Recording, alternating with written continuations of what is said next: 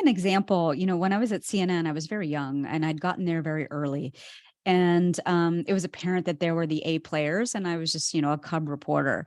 And I was really keen to have my own show. Like I wanted something that I could really shape and put my stamp on. So there was a Saturday morning show that I would watch myself, and it was catering to the first and second generation Indian that lived in America. And this was their only connection to back home, was this show on Saturday mornings.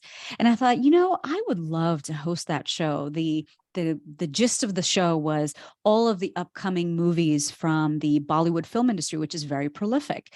It was like the Access Hollywood of India, but it was all done in English, and it was filmed here in New Jersey, in Princeton, New Jersey.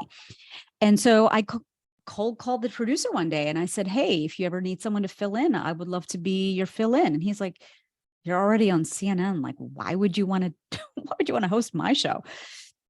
I said, "Because I'm undergoing a bit of a renaissance. When I turned 30, I'd been away from home and long enough that I was reconnecting with what it meant to be Indian. I'd gone to India for the first time and reframed all of that for myself. And I just really grew up on a steady love of Indian film, and I wanted to be connected to that. And the third thing is that I was doing business news all week long, which is very right-brained. And I wanted to be able to flex my creative muscle in writing what I was going to say and then have the privilege of delivering it. And I was the host of that show for 15 years. And people still, even though I haven't hosted that show since 2017, people still come up to me and associate me with that show, thinking, and I haven't been on in years, but I would tell you that what drove me is the ability to write creatively. That is what drove me. It's like oxygen for me. The fact that I got to get on TV and deliver it, that was just icing on the cake.